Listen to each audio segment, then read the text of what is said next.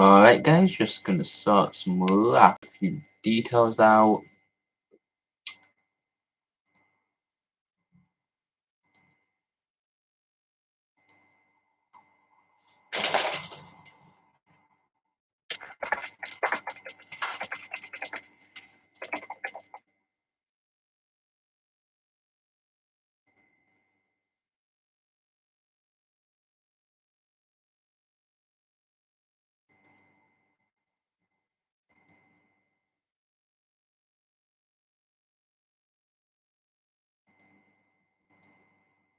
Okay, and then I think that's everything sorted out. Okay, let's see, where was we? Let's have a look.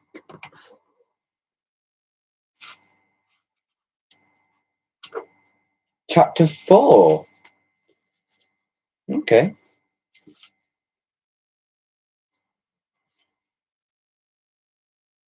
Whoa. I hope you guys are enjoying these streams as I do like doing them, to be honest.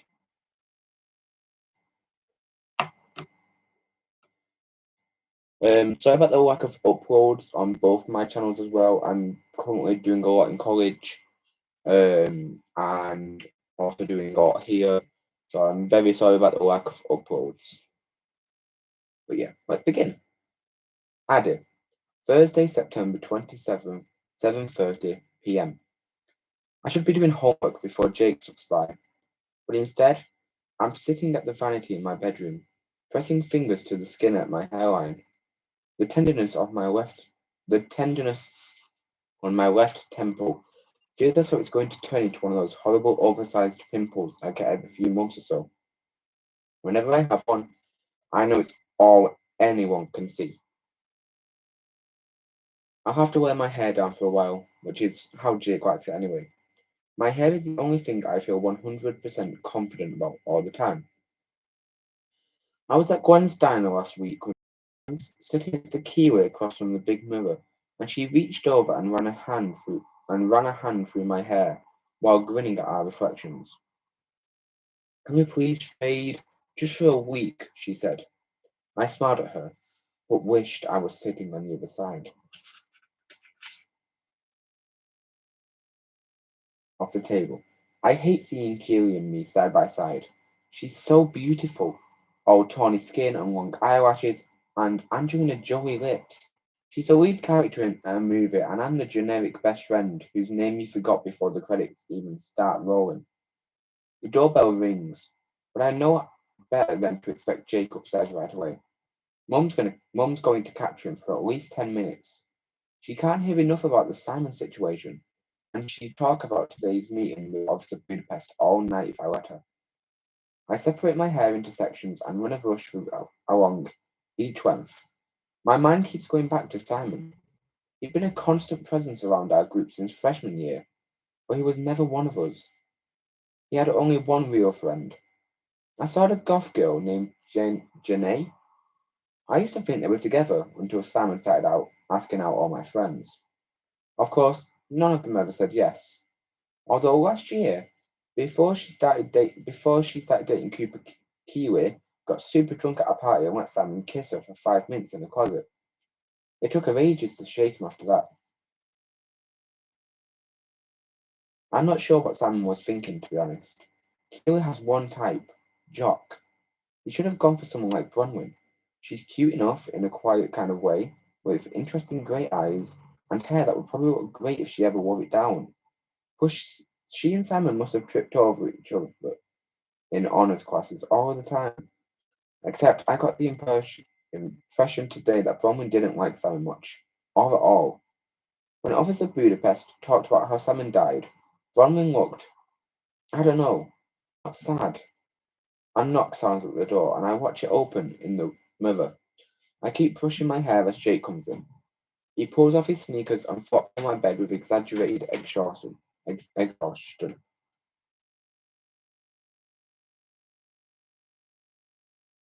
Arms splayed at his sides. Your mum's wrung me dry, adds. I've never met anyone who can answer the same question so many ways. Tell me about it. I say, getting up to join him. He puts my arm around me and I curl into his side, my head on his shoulder and my hand on his chest. We know exactly how to fit together, and I relaxed for the first time since I got called into Principal Gupta's office. I trail my fingers along his bicep. Jake's not as defined as Cooper. He's practically a superhero with all the professional level working out he does. But to me, he's the perfect balance of muscular and lean. And he's fast. The best running back Bayview High's ever seen in years. There's not the same feeding frenzy around him as Cooper, but a few colleges are interested, and he's got a good shot at a scholarship. Mrs. Kelleher called me, Jake says. My hand halts his progress of his arm as I stare up at the crisp cotton blue of his t-shirt. Sam's mother? Why? She asked if I'd been pallbearer at the funeral. Oh, if I'd be a pallbearer at the funeral. It's going to be Sunday, Jake says, his shoulders lifting in a shrug. I told her, sure. Can't really say no, can I? I forget sometimes that Simon and Jake used to be friends in grade school and middle school before Jake turned into a jock and Simon turned into whatever he was. Freshman year, Jake made the varsity football team and started hanging out with Cooper, who was already a Bayview legend after almost pitching his middle school team to the Little League World Series. By sophomore year, the two of them were basically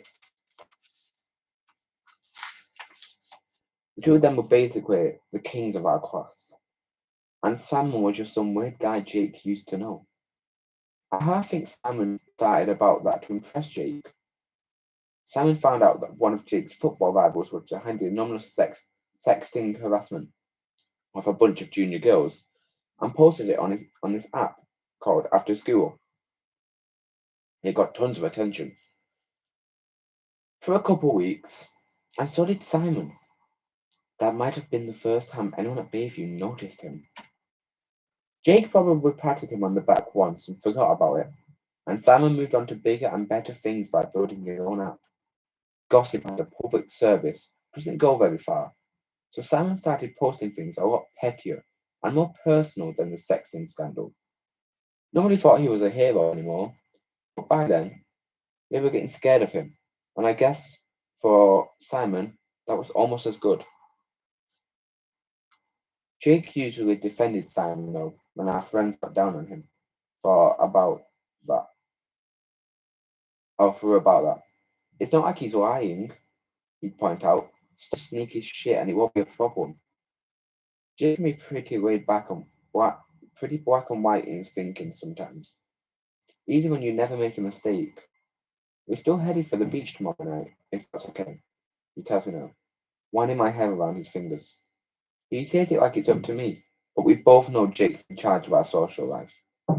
Of course, I murmur. He's going. Don't say TJ. Cooper and Kiwi are supposed to, although she's not sure he's up for it. Louise and Olivia, Vanessa, Tyler, Noah, Sarah. Don't say TJ. And TJ. Oh, I'm not sure if it's my imagination or if TJ, who used to be on the outskirts of our group as the new kid, had started working his way into the centre right when I wish he'd disappear altogether. Great, I say blandly, reaching up and kissing Jake's jawline. It's a time of day when it's a little scratcher, which is new this year. Adelaide? My mother's voice floats up the stairs. We're heading out. She and Justin go somewhere downtown almost every night. Usually restaurants, but sometimes clubs. Justin's only 30 and still into that whole scene. My mother enjoys it almost as much, especially when people mistake her for being Justin's age. Okay, I call, and the door slams. After a minute, Jake leans down to kiss me, his hand sliding under my shirt. A lot of people think Jake and I have been sleeping together since freshman year, but that's not true. He wanted to wait until after junior prom.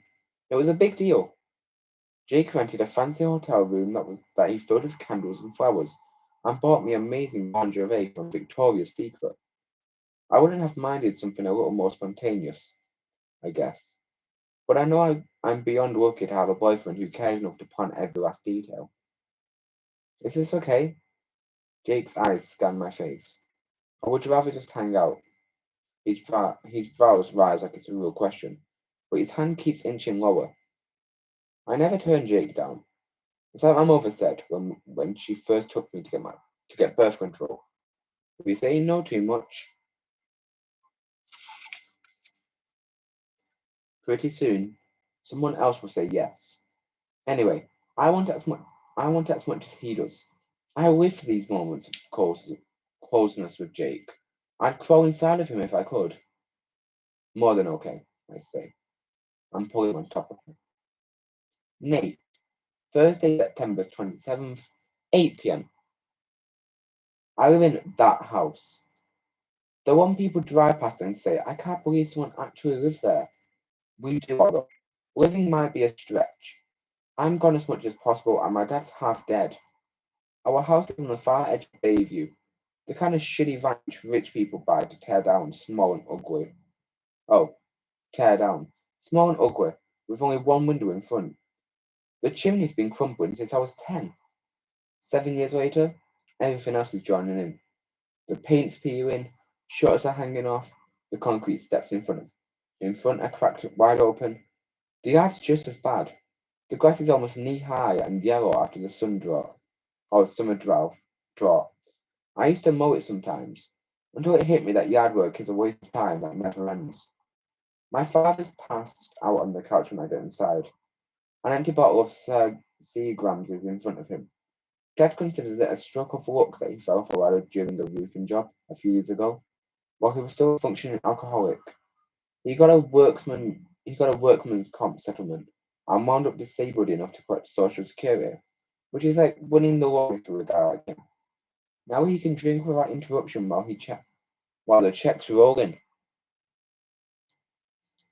The money's not much though.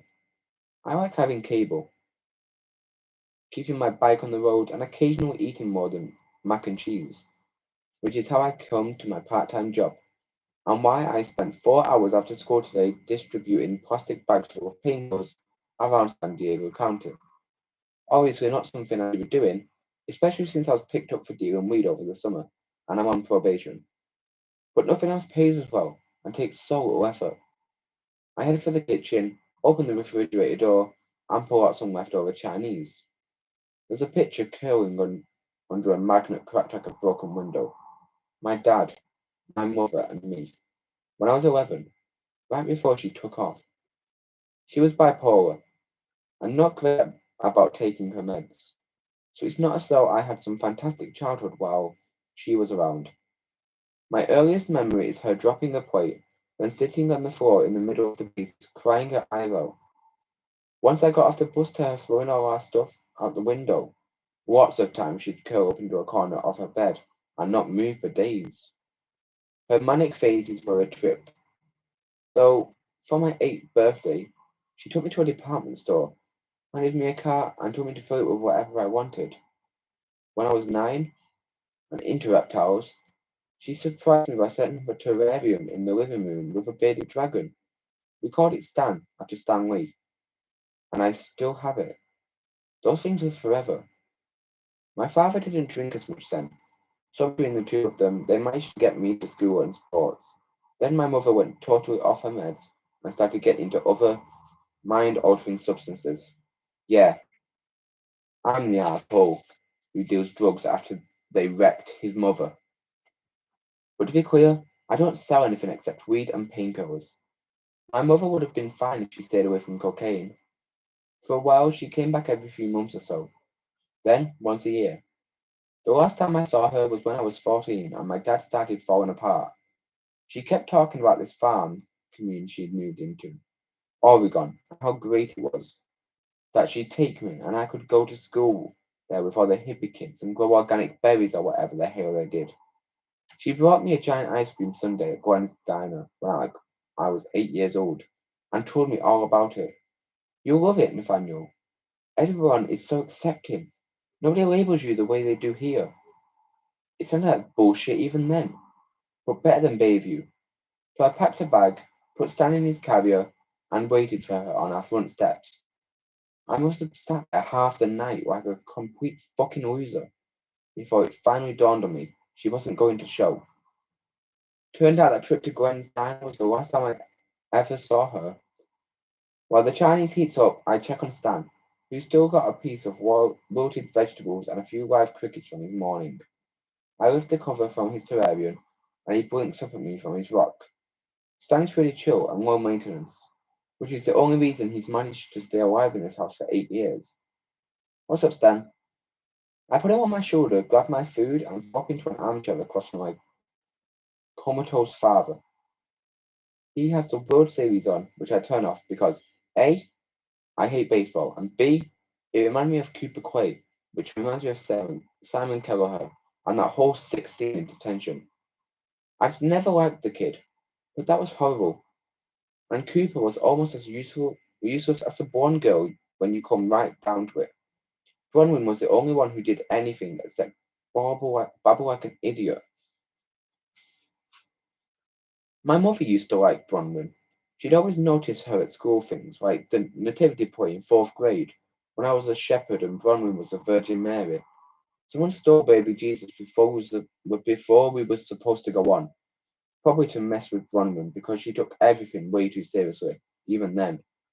Bronwyn went into the audition, borrowed a bag, wrapped a blanket around it, and carried it around as if nothing had happened. That girl doesn't take crap from anyone, my mother had said approvingly. Okay, in the interest of full disclosure, I stole baby Jesus. And it was definitely to mess with Bronwyn. It would have been funnier if she'd freaked out. My jacket beeps, and I dig into my pockets for the right phone. I also laughed in detention on Monday when Bronwyn said nobody has two cell phones. I have three. One for people I know, one for suppliers, and one for customers. Plus extras so I can switch them out. But I wouldn't be stupid enough to take any of them into Avery's class. My work phones are always set to vibrate, so I know it's a personal message. I pull out an ancient iPhone and see a text from Amber, a girl I met at a party last month. You up? I hesitate. Amber's hot and never tries to hang out too long, but she was just here a few nights ago. Things get messy when I let casual hookups happen more than once a week, but I'm restless and could use a distraction. Come over, I write back. I'm about to put my phone away when another text comes through. It's from Chad Posner, a guy at Bayview I hang out with sometimes. You see this? I click on the link in the message, and it opens a Tumblr page with the headline, About This. I got the idea for killing Simon while watching Dateline. I'd been thinking about it for a while. Obviously, that's not the kind of thing you pluck out of thin air, but the how of getting away with it always stopped me.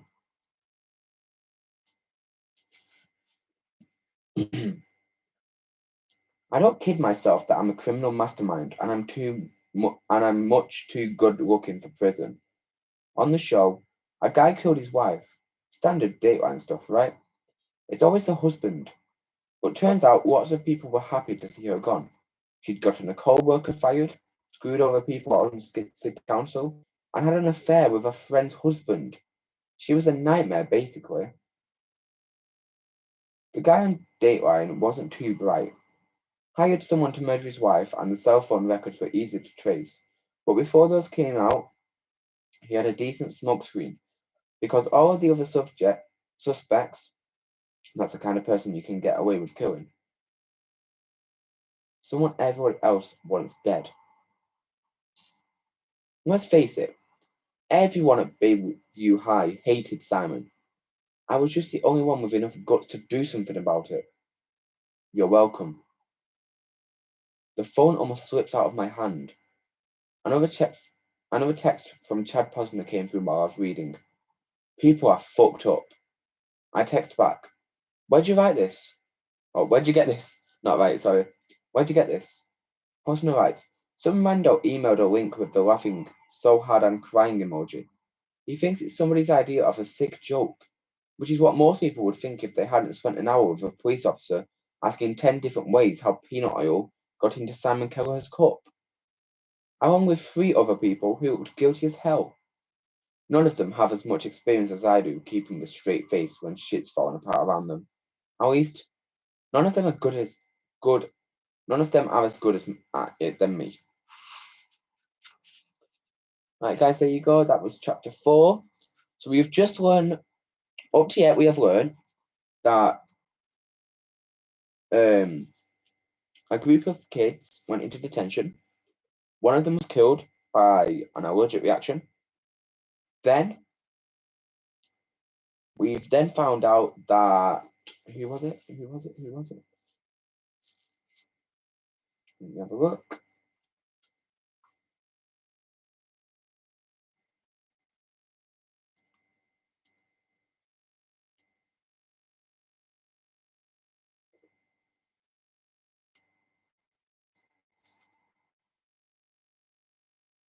I think it was Cooper.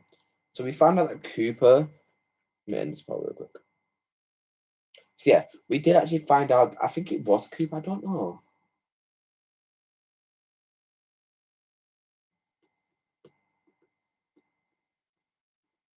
I'm not sure. But one of them is cheating on his girlfriend, and now we have just learned that someone has bragged about killing Simon. So tune in tomorrow when yet again I read another chapter, and I will see you guys very, very soon. See ya.